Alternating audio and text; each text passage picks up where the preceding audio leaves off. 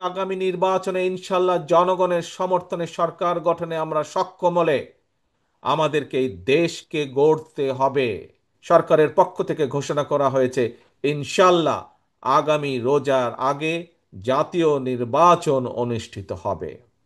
জাতীয় নির্বাচন অনুষ্ঠানের মাধ্যমে জনগণের অধিকারের প্রথম পদক্ষেপ বাস্তবায়িত হবে।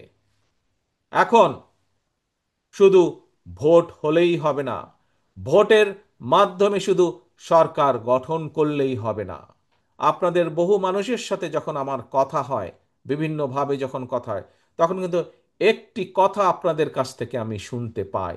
সাধারণ মানুষ আপনাদের কাছে জানতে চায় দেশের ভবিষ্যৎ কি। সাধারণ মানুষ আপনাদের কাছে জানতে চায় বিএনপি কিভাবে কি করবে আগামী দিনে।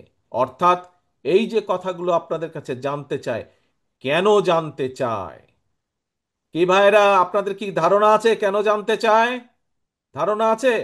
কারণ বাংলাদেশের জনগণ, বাংলাদেশের অধিকাংশ জনগণ বিএনপির উপরে আস্থা রাখতে চায়, এবং যেহেতু আপনি একজন বিএনপির নেতা বা বিএনপির কর্মী, সেই জন্য সে বা তারা আপনাদের কাছে জানতে চায় দেশ এবং দেশের জনগণের ভবিষ্যৎ কি হবে।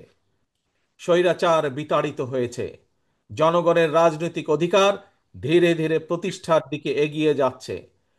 আগামী নির্বাচনের মাধ্যমে জনগণের রাজনৈতিক অধিকার প্রতিষ্ঠার প্রথম পদক্ষেপ ইনশাল্লাহ বাস্তবায়িত হবে। কিন্তু সেখানে থেমে থাকলে তো চলবে না আমাদের। ইনশাল্লাহ আমরা দৃঢ়ভাবে বিশ্বাস করি আগামী নির্বাচনে ইনশাল্লাহ দেশের অধিকাংশ জনগণের সমর্থন ধানের শীষ তথা বিএনপি পাবে। ধানের শীষ এবং বিএনপি পাবার পরে আমাদের সামনে অনেকগুলো চ্যালেঞ্জ আছে। প্রিয় ভাই বোনেরা, ঠিক আগামী নির্বাচনে ইনশাল্লাহ জনগণের সমর্থনে সরকার গঠনে আমরা সক্ষম হলে আমাদেরকে এই দেশকে গড়তে হবে। একটু আগেই আমি বলেছি, স্বৈরাচার এই দেশের শিক্ষা ব্যবস্থাকে ধ্বংস করে দিয়েছে।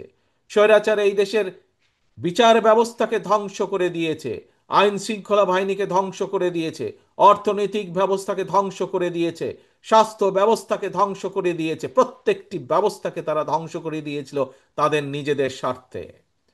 আজকে তাই আমাদেরকে ইনশাল্লাহ আগামী নির্বাচনে আমরা সরকার জনগণের সমর্থন নিয়ে ইনশাল্লাহ সরকার গঠনে সক্ষম হলে পরে আমাদেরকে এই চ্যালেঞ্জগুলো মোকাবেলা করতে হবে। অনেকগুলো চ্যালেঞ্জ আছে সামনে। এই দেশের যারা যুবক, যারা বেকার, তাদের কর্মসংস্থানের ব্যবস্থা করতে হবে। যুবকদেরকে হয় আমাদের ট্রেনিং দিতে হবে, দক্ষ করে গড়ে তুলতে হবে।